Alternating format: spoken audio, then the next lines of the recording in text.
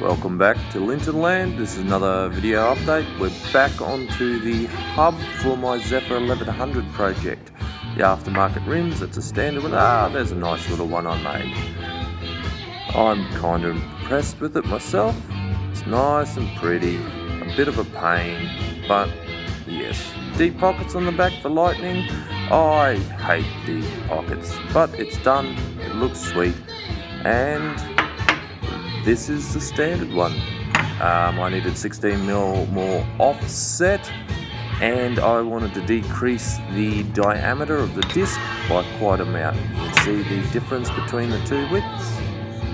Okay, I did take measurements before and after for all you engineer types that have heart palpitations about weights, but in the design, I did design for a second bearing to help with spacing, but also a bit of extra support.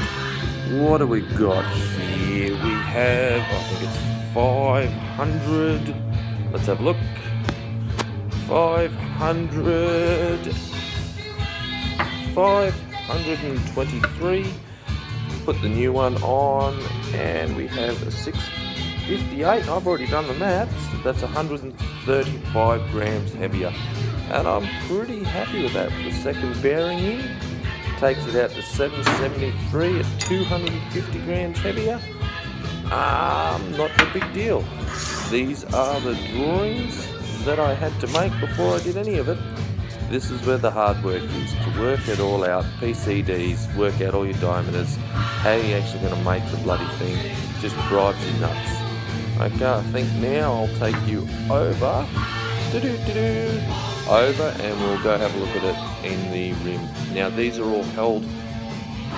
rims are all held together with shoulder bolts. They're actually really quite nice. It's a nice snug fit in there, click.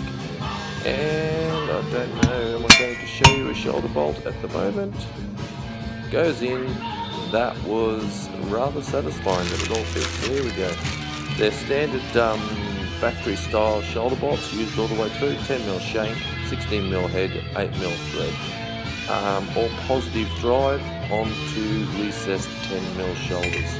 This is a ZRX sized Asahi disc that I'm using to match the front ones, and it all goes together beautifully. Kinda happy about that.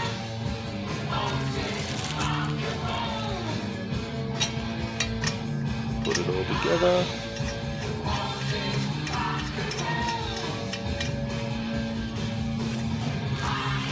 Righto, I think this is about where it stops, and we're on to the way it looks onto the swing arm and the wheel. The effect that I've used on the aluminium to give it that hard anodized look is a combination of different methods before hydroblasting at different pressures than I normally would for cleaning. I've been experimenting, and I'm quite happy with the way that I'm getting almost a hard anodized look about these things. As I said, I'm probably going to ditch the second bearing that I was going to use to spacer it out. The bearing in the hub that I've made is in the factory position, so all the spaces that I'd made up for mocking do fit, and to be honest, I kind of like the way it looks. I don't know, I'll make the final decision later. But it's all centralised, it all works with factory hangers of the ZRX swing arm, and the beauty of using the ZRX swing arm is the aftermarket that's available if I decide to get flash. Now this is the front end, and it's a bit dark, so what I'll do is I'll stop it for a sec and move the front end. Righto, this is the front end in the light. That's the Blackbird disc that I had to narrow the hubs, change the diameter. You can see the nice little detail I put into the spaces to have it all centralised. I'm rather stoked with the way the running gear is starting to turn out. Really kind of digging it. So that's the running gear. Now a bit of a preview on a project that's coming up.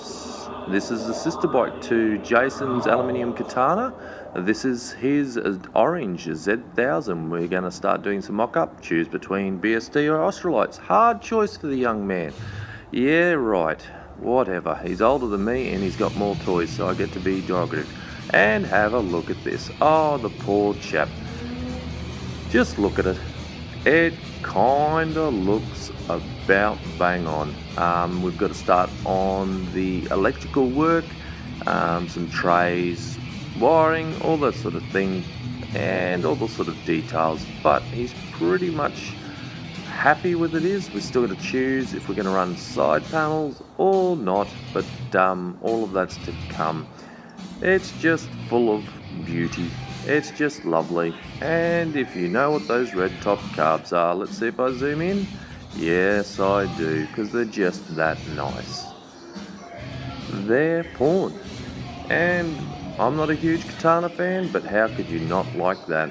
It's just beautiful.